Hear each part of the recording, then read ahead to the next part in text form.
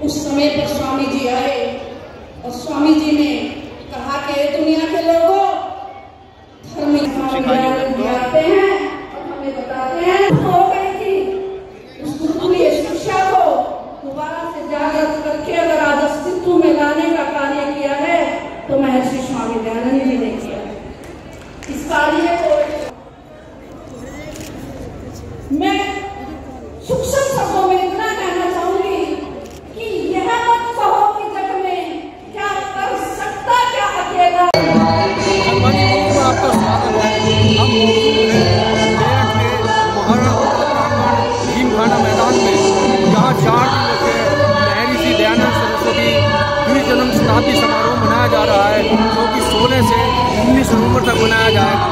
आज यहाँ पर आचार्य बालकृष्ण जी और जयवीर सिंह केंद्रीय पर्यटन मंत्री यहाँ पहुँचे हैं और यहाँ पर विभिन्न कार्यक्रम का आयोजन किया जा रहा है। आर्य समाज मेरठ के द्वारा कार्यक्रम केंद्रीय आर्य समिति मेरठ के तत्वाधान में मनाया जा रहा है। एक जंजीर बनी हुई थी पहुंच पा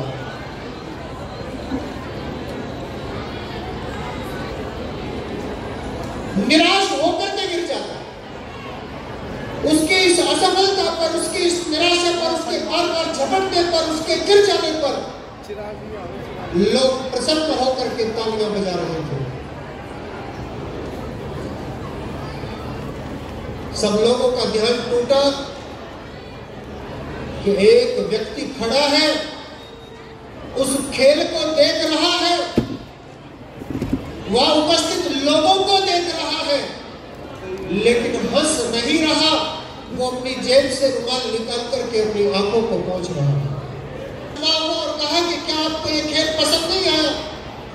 शायद ऐसा लगता है कि आप इसके पैर में बंधी हुई जंजीर को देख करके दुखी हो गए हैं और आप ये चाहते। सम्माननीय महानुभावों,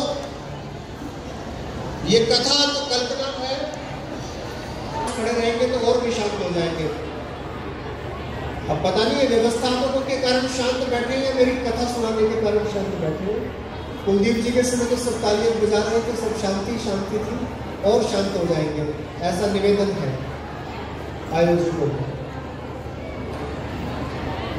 भद्र पुरुषों, सम्माननीय मातृशक्ति, ये कथा तो एक कल्पना मात्र है, लेकिन उस व्यक्ति का वर्णन सुनकर के जो बंधनों से मुक्त कराने के लिए अपने जीवन को अर्पित की बात कर रहा था, आपका ध्यान भी वहीं गया होगा जिनके 200वें जन्मदिवस को मनाने के लिए आज हम एकत्रित हुए हैं।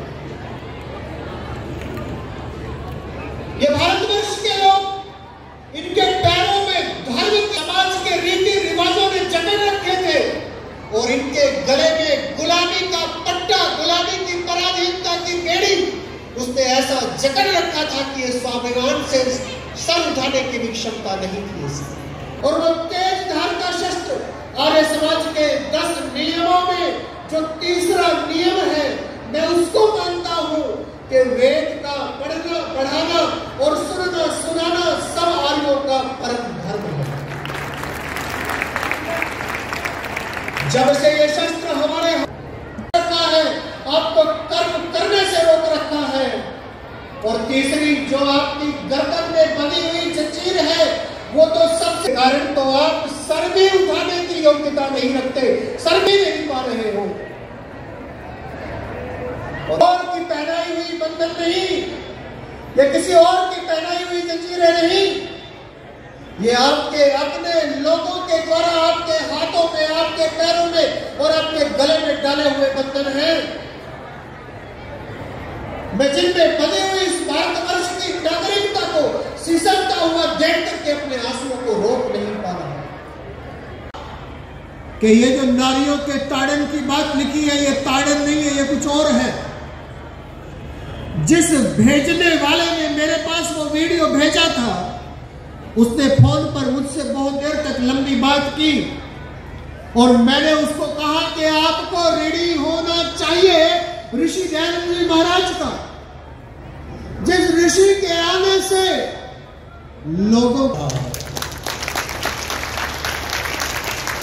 और केवल इस देश के लोगों को नहीं, केवल इस संस्कृति के, केवल सनातन के मानने वाले लोगों को नहीं, इस्लाम के मानने वाले बदलनी पड़ रही है। दुनिया के धर्म ग्रंथों में परिवर्तन हो रहा है, केवल किस लिए? क्योंकि ऋषि ने वेद की पुस्तक हमारे हाथ में दे दी और कहा कि अब वेद के आलोक में जो होगा वो देखा जाएगा। डॉक्टर वीरोत्तम तोमर जी यहां बैठे हैं, आपने एक बहुत सुंदर कार्यक्रम किया था, होनी चाहिए जिसको देख करके हम ये जान सके कि मिला प्रजा ने ईश्वर की क्या कृपा हुई। पता नहीं है, मेरे यहां से निकली रैली में, नागपुर की रैली में ये कहा कि वेदों के आधार पर हमें अपने धर्म ग्रंथों को शुद्ध करना पड़ेगा।